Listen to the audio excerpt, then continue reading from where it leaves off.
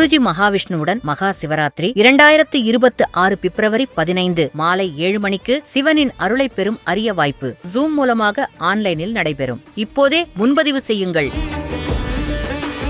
துலா லக்னம் கர்மவினை தீர எந்த ஆலயம் செல்ல வேண்டும், எந்த தெய்வத்தை வழிபட? துளாராசி அப்படின்னு எடுத்துட்டாலே உங்களுக்கு துளாராசிக்காரர்களினுடைய வளர்ச்சி அப்படிங்கிறது பார்த்தீங்கன்னா,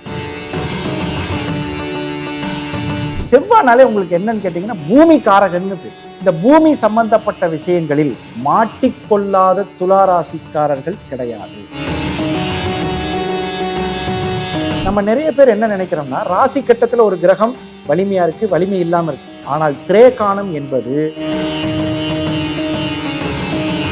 சில கோவில்களுக்கு போவதற்கு பிச்சை எடுத்து கூட போக வேண்டிய சூழ்நிலை வரும். போய் தரிசனத்திற்கு பின் நீ ராஜாவாயிரும். ஆனா அந்த மாதிரி சில திருக்கோயில்களுக்கு போறத கண்டுபிடிக்கிறதுக்கு திரேகானம் பயன்படுது. அந்த வகையில இந்த துளாராசிக்கு இந்த செவ்வாய் பலமாக மாறிவிட்டால் இந்த துளாராசிக்காரர்கள் தனாதிபதி இந்த உலகத்துல எங்க பிரச்சனை, பூமி பிரச்சனை இருந்தாலும் பூவராக சுவாமியால் தீர்க்கப்படாத பிரச்சனைன்னு ஒன்று கிடையவே கிடையாது. இவர்களுடைய ஜென்ம கர்மாவிலிருந்து விடுதலை பெறுவதற்கு அற்புதமான தெய்வம். ஹாப்பியா, ஹெல்தியா, ஜாலியா ஒரு life. Lanco Harmonia Pavilion Senior Living Apartments at Sriperambur, 2 BHK, just 49 lakhs. Call 7717273747. சுகமே சொல்ல சார். சுகமே சொல்லுங்க சார். சொல்லுங்க சார். துலா லக்னம் கர்மவினை தீர எந்த ஆலயம் செல்ல வேண்டும், எந்த தெய்வத்தை வழிபடணும் சார்? துளாராசி அப்படின்னு எடுத்துட்டாலே உங்களுக்கு நீதி, நேர்மை இதெல்லாம் இயற்கையாகவே சொல்லுவாங்க. நாணயம் இதெல்லாம் துளாராசிக்குரிய ஒரு அற்புதமான விஷயம். பிறருக்காகவே வாழும் துலாம் கூட சொல்லலாம். இதெல்லாம் பிறருக்காக வாழும் துலாம், அதெல்லாம் ரொம்ப ஒரு துலாம் ராசிக்கு நல்ல விஷயங்கள். இந்த துளாராசியில் உங்களுக்கு பெரிய முக்கியமான விஷயம் என்னன்னு கேட்டிங்கன்னா, எல்லாருக்கும் தெரிஞ்ச விஷயம் சனி உச்சமாகக்கூடிய ராசி. அதனால தான் அங்கே அந்த தராசு இதெல்லாம் கொடுத்துருக்காங்க. பாருங்க, சூரியன் நீச்சம். அதாவது பாதகாதிபதி நீச்சமானாலே ஒரு சந்தோஷம். வாழ்க்கையில் எப்பயுமே பாருங்க, பாதகாதிபதி நீச்சமாகிற ஜாதகங்கள் நம்ம யோக ஜாதகம்னு சொல்லுவோம். ஆனால் 5ஆம் அதிபதி உச்சமாகக்கூடிய ராசி, அதுவும் அவங்களுக்கு ஒரு சந்தோஷமான விஷயம் தான். ஆனால் சுக்கிரன் ஆட்சி பெறக்கூடிய ராசி. இவ்வளவு இருந்தும் துளாராசிக்காரர்களினுடைய வளர்ச்சி அப்படிங்கிறது பார்த்தீங்கன்னா, தெராசு மாதிரி 2 தட்டு சமமாகவே இருக்கு. அப்பா வீட்டில் ஓரளவுக்கு நல்லா இருந்தாங்க, மாமனார் வீட்டில் ஓரளவுக்கு நல்லா இருக்கங்க. இந்த ரெண்டும் அப்படி படிக்கும்போது ஓரளவுக்கு நல்லா படித்தங்க. இந்த வளர்ச்சி இப்படிங்க. இவர்கள் பெரும்பாலும் இவர்களுக்கு சைலண்ட் பிளானட்டாக இருக்கக்கூடியது எது அப்படின்னா, மேலே இருக்கக்கூடிய செவ்வாய். அந்த செவ்வாய்னாலே உங்களுக்கு என்னன்னு கேட்டிங்கன்னா, பூமி காரகன்னு பேர். இந்த பூமி சம்பந்தப்பட்ட விஷயங்களில் மாட்டிக்கொள்ளாத துளாராசிக்காரர்கள் கிடையாது. அப்படியா? ஆமாங்க. ஏதோ ஒரு வகையில் அவங்களுக்கு இந்த பூமி சம்பந்தமான விஷயம் அவங்களுக்கு சிக்கல் வந்துடுது. ஒருவேளை பூர்வீக வழியில, இல்ல மாமனார் வழியில, இல்ல இவங்க வாங்கி போட்ட நிலத்துல அப்படிங்கிற மாதிரி வருமா? பூமி அப்படிங்கிற விஷயத்துல இவங்களுக்கு ஒரு பிரச்சனை. அப்பா சொத்து கொடுக்கலைங்க, பாதகாதிபதி கிடைக்கலைங்க. பாதகாதிபதி இயற்கையாக நீச்சமாயிருந்தால், இவர்கள் பிறந்த கால ஜாதகத்தில் சூரியன் நல்ல நிலையில் இருந்தால் ஓரளவுக்கு சரின்னு சமாதானம். அதுலேயும் கெட்டு போயிருந்தா ரொம்ப கஷ்டம். இவர்களுக்கு நம்பி யாருக்காவது சொத்து எழுதி வச்சுட்டு கொஞ்ச காலம் கொடுத்துட்டு அப்புறம் கொஞ்ச நாள் கழிச்சு எங்க அதை கொடுங்கண்ணே, அண்ணா எனக்கு ஏதாவது கவனிங்கண்ணே அப்படின்னு சொல்றது. பெரும்பாலும் இவர்கள் இல்லாமல் கல்யாண வாழ்க்கை அமையாது. ஏன்னா காலபுருஷனுடைய 7 துலாம் சம்மதிக்காமல் கல்யாண வாழ்க்கை என்பது யாருக்குமே கிடையாது. யாருக்காவது ஒரு கல்யாணம் பண்ணணும்னா துலாம் சம்மதிக்கணும். துலாம் என்னங்க சொல்லுது? நம்ம ஒரு விதி சொல்லுவோம், 7ஆம் அதிபதி எப்பயுமே சுக்கிரனோட நட்சத்திரம் வாங்கக்கூடாது. இது நேச்சர் ஃபார்முலா. ஆனால் அதை விட முக்கியமான ஃபார்முலா, சுக்கிரன் உங்களுடைய 7ஆம் அதிபதி எந்த நட்சத்திரத்தையும் வாங்கக்கூடாது. ஓ, இந்த ரெண்டுமே காம்பினேஷன். ரைட். இந்த 7ஆம் அதிபதி சுக்கிரன் நட்சத்திரம் ஓகே ரைட்டு. சுக்கிரன் 7ஆம் அதிபதி நட்சத்திரம் வாங்கக்கூடாது. ஓ, செவ்வாய் நட்சத்திரம் நிக்க கூடாது. ஆமா, துலாம் சுக்கிரன் செவ்வாய் நட்சத்திரம் நிக்க கூடாது. அதுவும் ஒரு உண்மை. எந்த 7ஆம் அதிபதி நட்சத்திரத்தை, இப்ப மீன லக்னத்துக்காரருக்கு புதன் நட்சத்திரத்தில் நிக்க கூடாது. நீங்க ஹோல்சமாவே சொல்றீங்க. ஆமா, 12 ராசிக்குமே சொல்றீங்க. நான் துலாத்துக்கே நினைச்சிட்டு இருக்கேன். எந்த லக்னத்திற்கும் சுக்கிரன் 7ஆம் அதிபதி நட்சத்திரத்தில் இருந்தாலும் திருமண பிரச்சனை வரும். சரி விடுங்க. இன்னொரு விஷயம், எந்த லக்னத்திற்கும் 7ஆம் அதிபதி சுக்கிரன் நட்சத்திரம் வாங்கக்கூடாது. இப்படி சூட்சுமசாமி. ஆமா, இதுதான் ஜோதிட ரகசியம். என்னன்னு கேட்டா, அப்பதான் திருமணத்துல பிரச்சனை வருது. இதுக்கு பேர் உங்களுக்கு தெரியும், காரகோபாவ நாஸ்தின்னு சொல்லுவாங்க. ஒரு காரகன் பாவகம் சம்பந்தப்படும் போது காரக பாவனாசி. இதுவும் திரேகாணத்தில் போகும்போது ரொம்ப சிரமமாகும். இப்போ நிறைய பேர் என்ன கேள்வி கேட்குறாங்கன்னா, உங்கள்கிட்டையும் கேட்டிருப்பாங்க, எங்கிட்டையும் கேட்டிருப்பாங்க, பல ஜோதிடர்கிட்ட கேட்டிருப்பாங்க, நான் எந்த தெய்வத்தை வணங்கினால் ஏன் பிரச்சனை சால்வ் ஆகும்? சில பேர் பார்த்தீங்கன்னா மூகாம்பிகை கோயிலுக்கு போயிட்டு வந்ததுக்கு அப்புறம் அவருடைய வளர்ச்சி பயங்கரமா இருக்கும். ஒரு சிலருக்கு, உலக அறிந்தவங்களுக்கு. இவங்க எல்லாம் நினைச்சிட்டு இருப்பாங்க ஒரு தெய்வத்தை பிடிச்சா நம்ம வாழ்ந்து நினைச்சிட்டு இருப்பாங்க. ஆனா உண்மை என்ன, அந்த தெய்வம் உங்களை பிடிச்சிருச்சுன்னு வைங்க, வாழ்வாங்க வாழ வச்சு அந்த எந்த தெய்வம்னு கண்டுபிடிக்கிறது தான் உலகத்திலே மிகப்பெரிய சிரமம். எனக்கே ஒரு சூட்சமம் நடந்த சாமி. ஒரு கோயிலுக்கு போயிருந்தேன். போயிருக்கும்போது ஒரு மினிஸ்டர் கூட சேர்ந்து அந்த கோயிலுக்கு சாமி கும்பிட போயிருக்கேன். அப்போது சில பேரை நிறுத்திட்டு மினிஸ்டர் கூட போகிறோம். அப்போ என்ன சொல்கிறாங்க, கண்ணு தெரியாத இந்த கண்ணில் கண்ணாடி போட்டிருப்பாங்களே, கருப்பு கண்ணாடி போட்ட ஒரு 2 பேர் நிற்கிறாங்க. பார்வை சவால். ஆமாம். அந்த மினிஸ்டர் என்ன கேட்குறாரு, நாங்கள் சாமியை பார்க்க வந்திருக்கோம், நீங்கள் எப்படி பார்ப்பீங்க சாமியை அப்படின்னு கேட்குறாங்க. உடனே அந்த 2 கண்ணு தெரியாதவங்க சொல்கிறாங்க, ஐயா நீங்களாம் சாமியை பார்க்க வந்திருக்கீங்க, நாங்கள் சாமி எங்களை பார்க்கறதுக்காக வந்திருக்கோம். இது நடந்த உண்மை. ஒரு மிகப்பெரிய திருத்தலத்தில் நான் போகிறப்ப அப்போ தான் எனக்கே புரியுது, இறைவன் எப்பேற்பட்ட விஷயத்த சொல்ல வரான். நீ என்ன பார்க்க எந்த கோயிலுக்கு வேணாலும் வா, உனக்கு அப்ரூவ்டு, உனக்கு வர்ற விசா ஓகே, ஆனால் நான் பார்வை செய்வதற்கு வர வேண்டிய திருக்கோயில்கள் தான் உனக்கு ஒத்து வரும். அப்போது இது எப்படி கண்டுபிடிக்கிறது அப்படின்னு பார்த்தீங்கன்னா, சில பேருக்கு திரேக்காணம்னு ஒன்று இருக்குது, உங்களுக்கு தெரியும். அந்த திரேக்காணத்தில் எந்த கிரகம் சிறப்பாக இருக்கிறதோ அதை பொறுத்துத்தான் வெற்றி. இப்போ நிறைய பேருக்கு, இப்போ உங்கள்கிட்ட ஒரு உதாரணம் கேட்கலாம். சுக்கிரன் மேச லக்னம்னு வச்சுக்குவோம். மேச லக்னத்துக்கு சுக்கிரன் உச்சம், தனுசுல குரு இருக்கார், ஆட்சி பெற்றிருக்கிறார். இந்த 2ல் எந்த கிரகம் வலிமையான கிரகம் சொல்லுங்க பார்ப்போம்? குரு தான். என்ன காரணம்? குரு மேச லக்னத்துக்கு தனாதிபதி உச்சம், கலஸ்திர ஸ்தானாதிபதி உச்சம். ஆனால் எல்லாத்தையும் தாண்டி பாக்யாதிபதி தான் பெருசு. 9. நீங்க யாரா வேணாலும் இருங்க. அந்த என்ன கேட்பான், சில பேர் கிராமத்தில் இந்த ஜாதகத்தை கொடுத்துட்டு, சாமி என் கொடுப்பினை என்னன்னு பார்த்து சொல்லுங்கன்னு சொல்லுவோம். அந்த கொடுப்பினை என்பது 9ஆம் இடம். இந்தி கலோக்கியாலும் அந்த வார்த்தை சொல்லுவாங்க, சாமி சாமி வெளிநாட்டு போற பாக்கியம் இருக்கா பாருங்க, ஆமா இவனுக்கு குழந்தை பாக்கியம் இருக்கா பாருங்க, ஆமா கல்யாண பாக்கியம் இருக்கா பாருங்க, எதை சொன்னாலும் இந்த பாக்கியத்தை கூட சேர்த்து சொல்லுவாங்க. இப்ப அது போயிடுச்சு. இப்ப இவன் கேட்கறத சொன்னான். இப்ப கேட்கிற கேள்வி என்னன்னா, அதை கொஞ்சம் பாருங்கிறான். இப்ப என்னன்னு கேட்டா, அந்த கொடுப்பினை இருக்கான்னு சொல்றதுக்கு 9ஆம் இடம். அதை விட முக்கியமான இடம் பாருங்க, திரேக்காணத்துல சுக்கிரன் உச்சமானவன் அம்பாளை கும்பிடலாம். இங்க குரு மூல திரிகோணமா இருக்காரு. அப்ப குரு தான் இங்க வலிமை. அப்ப இவன் என்ன நினைக்கிறன்னா, 2 கிரகம் அவனுக்கு திரைக்காணத்தில் இருக்கும்போது குரு சம்பந்தப்பட்ட வழிபாடுகள் செய்யும் போது அவனுடைய வாழ்க்கை மிகச்சிறப்பா வந்துடும். நம்ம நிறைய பேர் என்ன நினைக்கிறோம்னா, ராசி கட்டத்துல ஒரு கிரகம் வலிமையா இருக்கு, வலிமை இல்லாம இருக்கு. ஆனால் திரேக்காணம் என்பது ஒரு முடிவை, திரேக்காணம் தெய்வ ரூபானாம்னு சொல்றான். அப்ப திரேக்காணம் எப்படி வேலை செய்யும் அப்படின்னு கேட்டீங்கன்னா, நீங்க எந்த தெய்வத்தை வணங்குறீங்கிறது உங்க இஷ்டம். சில பேர் சொல்லுவாங்க, எனக்கு இஷ்ட தெய்வம் எது சாமி அப்படின்னு. சாமிக்கு எனக்கு பிடிச்ச தெய்வம் இது. சாமிக்கு என்ன பிடிக்கணுமா இல்லையா, அந்த தெய்வம் நமக்காக காத்திருக்கும். அது எப்படி கண்டுபிடிக்கிறதுன்னு கேட்டிங்கன்னா, சில கோவில்களுக்கு நீங்கள் போகும்போது உங்களுக்கு என்ன நடக்கும்னு கேட்டிங்கன்னா, சாமி அந்த கோயிலில் போனேன், என்னமோ தெரில, ஒரு மெய் சிலிர்த்தது, என்னமோ தெரில, கொஞ்ச நேரம் உட்காரணும்னு தோணுச்சு, ஒரு மனோபலம் கிடைச்சது, என்ன அறியாம ஒரு சந்தோஷம் கிடைச்சு, ரிலாக்ஸா ஃபீல் பண்ணி வெளியே வந்தேன். உண்மை சாமி. ஆனால் அந்த கோயிலுக்கு போகிறது எவ்வளோ கஷ்டம் தெரியுங்களா? தப்பாக எடுத்துக்காதீங்க. சில கோவில்களுக்கு போவதற்கு பிச்சை எடுத்து கூட போக வேண்டிய சூழ்நிலை வரும். போய் தரிசனத்திற்கு பின் நீ ராஜாவாயிடலாம். ஆனால் அந்த மாதிரி சில திருக்கோயில்களுக்கு போகிறத கண்டுபிடிக்கிறதுக்கு திரேக்காணம் பயன்படுது. அந்த வகையில் இந்த துலா ராசிக்கு 7ஆம் இடத்தில் இருக்கக்கூடிய செவ்வாய் என்று சொல்லக்கூடிய அவர் தான் சைலண்ட் பிளானட்டா வேலை செஞ்சு சின்ன சின்ன சொத்து தகராறுகள், இல்லை வண்டி தகராறு. இப்போ நண்பர்கிட்ட வண்டி கொடுத்து விட்றான் நம்பி, சரி நீ எடுத்துகிட்டு போகணும், அவன் போய் ஏதோ சின்ன ஸ்க்ராட்ச் பண்ணுறது. அதாவது செவ்வாய் சம்பந்தப்பட்ட ஏதோ ஒரு சிறு வருத்தம் இல்லாத துளாராசி கிடையாதுன்னு சொல்ல வர. பூமி சம்பந்தப்பட்டது, வண்டி சம்பந்தப்பட்டது, ரத்தம் சம்பந்தப்பட்டது, ரத்த சம்பந்தப்பட்ட உறவுகள் சம்பந்தப்பட்டது, இந்த மாதிரி ஏதோ ஒரு வகையில் செவ்வாய் காரகத்துவங்களை நீங்கள் எதை வேணாலும் எடுத்துக்கலாம்.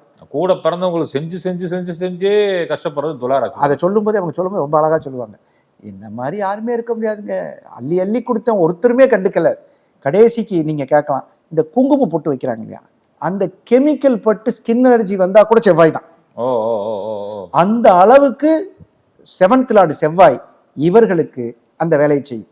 அந்த செவ்வாய் சுய ஜாதகத்தில் மகிழ்ச்சியாக இருந்து தனாதிபதியாக மாறும்போது இவர்கள் வாழ்க்கை பொக்கிஷமாக இருக்கும். மகிழ்ச்சியா இருந்து அப்படிங்கிறத நான் எப்படி புரிஞ்சுக்கிறேன்னா, நல்ல ஸ்தானத்துல இருந்து நல்ல கிரகம் பார்த்தா. அதான் அது நேச்சர், எல்லாருக்கும் தெரிஞ்ச விஷயம். உங்களுடைய நிகழ்ச்சியை பார்க்கக்கூடிய அத்தனை பேருக்கு இந்த நல்லா இருக்குன்னா தெரியும். ஆமா ஆமா சாமி, நிறைய உறவுகள் புதுசா வந்திருக்காங்க, மகிழ்ச்சியான எப்படி செவ்வாய் மகிழ்ச்சியா இருக்காது பாக்குறது அப்படின்னு கேட்பாங்க. இல்ல ஆமா. சொல்லிட்டு புது உறவுகளுக்கு. ஆமா, புது உறவுகள் கேட்பாங்க. ஆமா, உங்களுடைய பழைய உறவுகளுக்கு அது தெரியும். ஆனா அந்த புது உறவுகளுக்கு மகிழ்ச்சியானா நல்ல ஸ்தானத்தில் இருந்து நல்ல பலம் பெற்று நல்லவர்களால் பார்க்கப்பட்டு சுபர்களால் பார்க்கப்படும் பொழுது அந்த துலா ராசி தனத்துக்கும் பணத்துக்கும் வித்தியாசம் இருக்குங்க. ம். இப்போ நீங்கள் கொஞ்ச நேரத்துக்கு முன்னாடி கேட்ட மாதிரி செவ்வாய் மகிழ்ச்சியாக இருந்தால் தனம் பொங்கும். தனம்னா இப்போ ஒருத்தருக்கு 5 லட்ச ரூபா கொடுத்துறோம், அவர் திருப்பி தரல, கொடுக்க முடிஞ்சப்போ கொடுப்பா போப்பா, அவன் தனவான்னு பேர். பெரிய தனக்காரருங்க, பெரிய தனக்காரர் குடும்பம்லாம் சில ஊர்களை சொல்லிக்குவாங்க. அப்படின்னா என்னன்னா எவ்வளவு கொடுத்தாலும் இருக்குங்கிறது. சரி, அடுத்தது பாருங்க, பணக்காரர்னா இருக்கு, என் குடும்பத்துக்கு அளவா நான் சம்பாதிச்சு வச்சிருக்கேன், இது பணக்காரர். இந்த செவ்வாய் பலமாக மாறிவிட்டால் இந்த துளாராசிக்காரர்கள் தனாதிபதி தனவான்களா வாழ்வாங்க. அப்பா அடடா இருக்கும். குரு பார்வையெல்லாம் விழுந்துருச்சுன்னு வைங்க, அதுலேயும் பிரமாதமா அமைஞ்சிருச்சுன்னா அவர்களுடைய செல்வாக்கே வேறங்க. ஏன்னா வெள்ளி சுக்கிரன் அவருக்கு நிறைய பேர் உண்டு. இவர்கள் பெரும்பாலும் காலையில் எந்திரிச்சு பார்த்தீங்கன்னா வெள்ளி முளைத்ததுன்னு நீங்க பார்த்துருக்கீங்களா? காலையில 5:30 மணிக்கு 4:30க்கெல்லாம் வந்துடும். ஆமா, 5 மணிக்கு இந்த வெள்ளி முளைத்ததுன்னு சொல்றாங்க. இந்த சூரியனுடைய தேர்ல ஓட்டிட்டு வர்றது வந்து அருணன்னு பேர். இந்த இதை பாருங்க, சூரியனை ஓட்டிட்டு வரக்கூடியவர் அருணன். அவருக்கு கால்கள் கிடையாது. சில பேருக்கு அருணான்னு பேர் வச்சிருப்பாங்க. அந்த பேர் வைத்தாலே சில தொந்தரவுகள்லாம் வரும், அது ஒரு பக்கம் இருக்கட்டும். ஆனா இந்த சூரியன் வருவதற்கு முன் வெள்ளி முளைச்சிருச்சான்னு கேட்பாங்க. அந்த விடிவெள்ளிங்கிறது அந்த வெள்ளி சுக்கிரன், அவங்க தான் துளாராசி. இதை பார்க்கும்போதே அவங்களுக்கு ஓரளவுக்கு நல்ல ஆக்டிவேட்ஸ். குழந்தைங்கள்லாம் பார்த்தீங்கன்னா பார்க்க அதனால ஒரு நல்ல அறிவு வளர்ச்சி, நல்ல நினைவாற்றல், சீக்கிரமா செய்யக்கூடிய வேலைகள் இதெல்லாம் கிடைக்கும். இதெல்லாம் ஒரு பக்கம் அவர்களுக்கு வந்து வெள்ளி மீன் குஞ்சுன்னே பேர் அதுக்கு. நம்ம கிராமத்துல சொல்லுவாங்க. அது மாதிரிலாம் வந்து ரொம்ப அற்புதமான ஒரு விஷயம். நிச்சயமா சாமி. அதனால இது ஒரு பெரிய சவால்னா, துளாராசிக்காரங்க இவ்வளவு சொல்லிட்டோம்ல, ஆனா பார்க்க முற்படுறது முதல் ஒரு 3 நாள் 4 நாளா பார்த்துருவாங்க, தொடர்ச்சியா பார்க்கறத விட்டுருவாங்க. அங்கதான் அவங்களுக்கு ஒரு பெரிய சவால் காத்து. இதெல்லாம் பெரிய எளிமையான பரிகாரம் சாமி. ஆமா, டெய்லி தூங்கிட்டு இருந்தா கூட வச்சு பாட்டு வந்துடலாம். ஆமா, 3 நாள் 4 நாள் பார்ப்பாங்க, அதுக்கப்புறம் தொடர்ச்சியா பார்க்கணுன்றப்ப ஏன்னா அவங்களுக்கு சனி உச்சம், சிறிது சோம்பேறித்தனத்தை அவங்க அதிகாலையில நல்லா கொடுத்துரும். ஆமா, அதிகாலைல இன்னும் கொஞ்ச நேரம் தூங்கிக்கலாம் அப்படின்னு தூங்குவாங்க. லேட் நைட் ஸ்லீப்பர் ஆயிடுவாங்க. ஆமா, இது வந்து இந்த வெள்ளி பார்ப்பது இவர்களுக்கு மிகப்பெரிய வெற்றியை தரும். திருக்கோயில் அப்படின்னு எடுத்துட்டீங்கன்னா ரொம்ப அற்புதமான ஒரு திருக்கோயிலுங்க. அற்புதமான திருக்கோயில், நினைச்சு பார்த்தாலே சந்தோஷத்தை கொடுக்கறது. அருள்மிகு பூவராக சுவாமி ஸ்ரீமுஷ்ணம், அற்புதமான தெய்வம். இது என்னமோ சொல்லுவாங்க, மூர்த்தி சிறிது கீர்த்தி பெரிது அப்படின்னு சொல்லி. இந்த உலகத்துல எங்க பிரச்சனை, பூமி பிரச்சனை இருந்தாலும் பூவராக சுவாமியால் தீர்க்கப்படாத பிரச்சனைன்னு ஒன்று கிடையவே கிடையாது. இவர்களுக்கு அட்டமாதிபதியே இவங்க தான். இவர்களே பிரச்சனையை உருவாக்கிக்குவாங்க, நம்பி கொடுத்துட்டு. ஆனால் இந்த டாக்குமெண்ட் உங்கள்கிட்ட இருக்கட்டும். என்கிட்ட நிறைய கஸ்டமர் என்ன பண்ணுவாங்கன்னா, படிச்சுட்டு கொடுத்தேன்னு சொன்ன டாக்குமெண்ட் திருப்பி தரல. யதார்த்தமா இந்த அடமானம்லாம் வைக்கிறாங்க பாருங்க. அதாவது NOC வாங்காம பணத்தை கட்டியாச்சு, பத்திரத்தை திருப்பி கொடுத்துருவாங்க. பத்திரம் வில் கம் டு நம்ம வீட்டுக்கு. ஆனா இந்த NOC வாங்காம அதுக்கு படுற கஷ்டம் இருக்கு பாருங்க, பயங்கர கஷ்டம். இந்த மாதிரி பிரச்சனை இருப்பவர்கள், துளாராசியில் பிறந்தவர்கள், துலாம் சம்பந்தப்பட்டு இப்ப துலாம் 4ஆம் இடமா வர்றவங்க, இவர்கள் எல்லோருக்கும் ஸ்ரீமுஷ்ணம் பெருமாள் சாலக்கிராம மூர்த்தி அருமையான தெய்வங்க. அந்த கோயில் வந்து உங்களுக்கு அஷ்ட ஸ்தலங்களில் ஒன்று, பெருமாள் ஸ்தலங்கள்ல. அந்த சுவாமியுடைய அனுகிரகம் பெற்றவர்கள் நிறைய ஏராளம். நீங்க பொதுவாகவே ஸ்ரீமுஷ்ணத்தினுடைய அருள் பெற்றவர்கள் அந்த சுவாமியை பார்க்கும்போதே சாலக்கிராம மூர்த்தி அப்படின்னு சொல்லக்கூடிய அற்புதமான தரிசனம். அங்கே போயிட்டு தரிசனம் பண்ணிட்டு மாசி மாசத்துல சித்திரை மாசத்துல எல்லாம் விசேஷங்கள் உண்டு. எப்போ பார்க்கணும் அப்படின்னு கேட்டால், இவர்கள் வீட்டில் இருக்கக்கூடிய சித்திரை நட்சத்திரங்கள் இருக்கு இல்லைங்களா, சித்திரை நட்சத்திரத்தில் எப்போ போய் சுவாமியை பார்த்துட்டு வந்தாலும் கண்டிப்பாக நிலப்பிரச்சனை, இரத்த சம்பந்தமான பிரச்சனை, உடல் ரீதியான தொடர்ச்சியான பிரச்சனைகள், சில நோய்களுக்கு இறைவன் மட்டும்தான் பதில் சொல்லணும். சாமி பல பேர்த்துக்கு டாக்டரே பார்த்துட்டு ஒன்றும் இல்லைங்க பாரு, ஆனா அவங்க நோய் சொல்லிக்கிட்டே இருப்பாங்க. எல்லா டெஸ்டும் எடுத்து பார்த்துருவாங்க, ஒன்றும் இல்லைங்க, நீங்களாம் கற்பனை பண்ணீங்க, இல்ல இல்ல எனக்கு இருக்குன்னு. அப்போ அவனுக்கு நோய் வந்து உடம்புல இல்லை, மனசுல. அப்ப இந்த மாதிரி தேவையற்ற சிந்தனைகளால் முடிவுதிர்தல், அப்புறம் குழப்பமாதல், ஒரு முடிவை எடுத்து விட்டு மாத்திக்கிறது. அப்புறம் இன்னொரு பெரிய வருத்தமான விஷயம், இந்த வீடுகள்லாம் கட்டும்போது என்னன்னு கேட்டீங்கன்னா, பணத்தை கொண்டே முதல்ல கொடுத்துருவாங்க. அதாவது நம்ம வச்சுக்கிட்டா ஏமாந்துருவோம்னு சொல்லி, இல்ல செலவாகி போகும், இருக்கிறப்பே கொடுத்துருவோம், தப்பிச்சு கொஞ்சம் கொடுத்துருவாங்க. ஆமா, அந்த பணத்தை நம்ம வச்சுக்க வேணாம், கொண்டே கொடுத்துடலான்னு கொடுத்துட்டு, அது என்னது இப்போ இந்த ஜேவி என்னென்னமோலாம் வருது இல்லை, கொண்டே கொடுத்துட்டு சென்னையில் நிறைய பேர் எங்கிட்ட வந்து என்ன கேட்பாங்கன்னா, சார் இந்த பில்டர் எப்போ முடிச்சு கொடுப்பான் சார், ஆண்டு கணக்காக தந்துருவோம், தந்துருவோம் இப்படியே சொல்லக்கூடிய இந்த தடைப்பட்ட காரியங்கள், இந்த மாதிரி இருக்கக்கூடிய சிக்கல்கள் எல்லாத்திற்கும் தாமதத்திலிருந்து விடுதலை பெறுவதற்கு, இவர்களுடைய ஜென்ம கர்மாவிலிருந்து விடுதலை பெறுவதற்கு அற்புதமான தெய்வம் ஸ்ரீமுஷ்ணம் ஸ்ரீ பூவராக சுவாமி திருக்கோயில். அற்புதமான திருக்கோயில். நீங்க சொன்னப்ப நம்ம உறவுகள் அந்த சண்டையை கேட்க மாட்டாங்க, இருந்தாலும் நம்ம கேட்டுருவோம். இவர்கள் நட்சத்திர சித்திரைன்னு சொல்லிட்டோமா, இவர்கள் என்ன சித்திரை நட்சத்திரப்பாங்க, இவங்க ராசியில இருக்க சித்திரை நட்சத்திரம் அன்னைக்கு போகணும். அதாவது இப்ப 27 நட்சத்திரத்துல டெய்லி ஒவ்வொரு நட்சத்திரம் வருது. அந்த நட்சத்திரங்களில் சித்திரை நட்சத்திரம் வரும்போது போனால் பூவராக சுவாமியின் அருள் பூரணமா கிடைக்கும். ரொம்ப ரொம்ப நல்ல திருக்கோயில். சப்போஸ் உங்க லக்குக்கு அது செவ்வாய்க்கிழமை வந்துச்சுன்னா இன்னும் சூப்பர். Very good. அது ரொம்ப விசேஷம். அதுல மிருகசீரிடமா இருந்தாலும் ஓகே, இதா இருந்தாலும் ஓகே. சப்போஸ் வேற வழி இல்லை, நாங்கள் வெளிநாட்டுல இருந்து வரப்போ நம்ம ஆளுகள் நிறைய பேர் வெளிநாட்டுல இருக்காங்க, ஐயா நாங்க வர்ற டைம்ல அது இதெல்லாம் குழப்பமா இருக்கு, ஒரு மிருகசீரிடத்துல போலாமா, போய்க்கலாம். சித்திரையில போகலாம். பெஸ்ட் சித்திரை நட்சத்திரம், ரொம்ப நல்லா. இல்ல அதுவும் கூட முடியல, ஒரு செவ்வாய்க்கிழமை போயிட்டு வந்துடுறாங்க. அது ஒரு ஆல்டர்னேட்டிவ். இந்த துலா ராசிக்கு அதிபதி சுக்கிரன், ஆனா கோவம் வந்து செவ்வாய் ஈக்குவலான கோவம் வருது சாமி, அது ஏன்? அதான் நீங்க ஏற்கனவே பாத்தீங்கன்னா சைலண்ட் பிளானட் அங்க செவ்வாய் மேல இருக்கீங்க. ரிஷப சுக்கிரன் வந்து அது ஒரு மாதிரி கேரக்டரா இருக்கு, அமைதியா சிரிச்சுட்டு போயிருது. இந்த துலா சுக்கிரன் வந்து எதுக்கு எடுத்தாலும் சட்டு சட்டு சட்டுன்னு விழுந்துடுறாங்க. எனக்கு ஒண்ணு பிடிக்கலன்னா மறைமுகமோட சொல்ல தெரியல, டப்புன்னு மூஞ்சி வச்ச மாதிரி சொல்லி, ஐயோ இந்த வார்த்தைக்கு எடுத்தெடுப்புல பதில் வரும். நீங்க கேள்வி கேட்டே முடிக்க வேணாம். நாளைக்கு லீவ் விழுகுது, நான் எங்க அம்மா வீட்டுக்கு போறேன் அப்படின்னா உடனே கோபம் வரும். அந்த கோபத்திற்கு அதிபதியாவே இருப்பாங்க. குடும்பத்துல கோவப்பட்டா கூட சமாளிச்சுக்கலாம், ஆபீஸ்ல ஏன்பா அந்த ஒர்க் செய்யலன்னு திருப்பி ரிவர்ட் ஆயிடுறாங்க. ஆமா, நிறைய பேர் வேலையை விட்டவங்களை கதையை எடுத்து பாத்தீங்கன்னா கோபப்பட்டு வேலையை விட்டவங்க அதிகமா இருக்கும், அவசரப்பட்டு வேலையை விட்டவங்களா இருக்கும். இந்த அவசரப்பட்ட துலாம், கோபப்பட்ட துலாம், இது எல்லாமே பாத்தீங்கன்னா மேல இருந்து 2 பேர் பாக்குறாங்க. சூரியன் ஒருத்தர் பாக்குறாரு, செவ்வாய் ஒருத்தர் பாக்குறாரு, உச்ச சூரியன் அண்டு செவ்வாய். இது போக நீச்ச சனியும் பார்ப்பதனால் அடிக்கடி வேலையை விடக்கூடிய ஒரு அமைப்பு.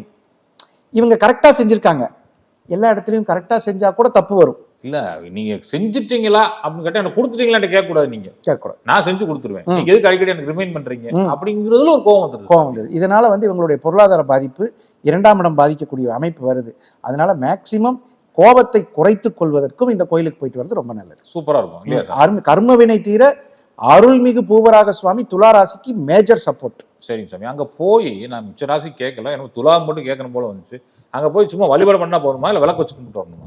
அதாவது பூவராக சுவாமியை வந்து துளசி வாங்கி சகஸ்ரநாம அர்ச்சனைன்னு ஒண்ணு இருக்கு. ஆமா, அது ரொம்ப விசேஷம். ஒரு 2.5 மணி நேரம் உட்காரணும். ஆமா, நீ உட்கார்ந்தாலே உனக்கு கண்டிப்பா அந்த தெய்வம் அனுகிரகம் பண்ணிடும். சகஸ்ரநாம அர்ச்சனை போனோடனே அவங்க பண்ண மாட்டாங்க, அவங்களுக்கு முதல்ல சொல்லணும். ஆமா, முதல்ல சொல்லி அப்பாயின்மெண்ட் வாங்கிட்டு போகணும். ஆமா, சும்மா நம்ம வாட்டில் போனோடனே சகஸ்ரநாமம் பண்ணுங்கன்னு சொல்ல முடியாது. அதுக்கு நெய்வேத்தியம் கொடுக்காம சகஸ்ரநாமச்சை பண்ணக்கூடாது. நம்ம வாட்டில் போயிட்டு பண்ணிட்டு வந்துடக்கூடாது. நெய்வேத்தியம், சகஸ்ரம் இதெல்லாம் வந்து வாய்ப்பு இருந்து செய்தால் மாபெரும் வெற்றியை. இன்னொரு சீக்ரெட்டும் சொல்லிடலாம். துலா ராசியில் நிறைய பேர் பார்த்தீங்கன்னா ரியல் எஸ்டேட் பண்ணுறவங்க இருப்பாங்க. இந்த திருக்கோயிலுக்கு போகாதவங்களே இருக்க மாட்டாங்க. ஆனால் ஒரு தடவை கூட சகஸ்ரநாம அர்ச்சனை பண்ணியிருக்க மாட்டாங்க. ஒரு தடவை பண்ண சொல்லுங்க, மாபெரும் சந்தோஷத்தை, மகிழ்ச்சியும், குபேர அந்தஸ்து பெறும் அளவிற்கு வெற்றியாளர்களாக வருவார். நீங்க ரியல் எஸ்டேட் ஓனர் சொல்லிட்டீங்க. இப்ப ரியல் எஸ்டேட்ல நிறைய பேர் ஏஜென்ட்ஸா பணிபுரிறாங்க, கமிஷன்ஸ்க்கு. அவங்களுமே துலாராசி இருந்தாங்கன்னு வச்சுக்கோங்க, அவங்க இந்த கோயிலுக்கு போயிட்டு வர்றாங்க, அவங்களுக்கு இது செழிக்குமா? கண்டிப்பா நல்லா இருக்கும் சார். ரியல் எஸ்டேட் சம்பந்தப்பட்ட யாராக இருந்தாலும் கண்டிப்பா போகலாம். ஈவன் சப் ரெஜிஸ்டார் கூட இருக்காருன்னு வைங்க, அவர் ரியல் எஸ்டேட் தான் முக்கியம். அவருக்கு செவ்வாய் நல்லா இருந்தா தான் சப் ரெஜிஸ்டர் ஆக முடியும். ஒரு சப் ரெஜிஸ்டார் இருக்காரு, போயிட்டு வர சொல்லுங்க, நல்ல இடத்துல போஸ்டிங் ஆயிடுவார். நிச்சயமா நிச்சயம். நெஞ்சாத நன்றிகள் சார், சுகமே சொல்லு. நன்றி நன்றி.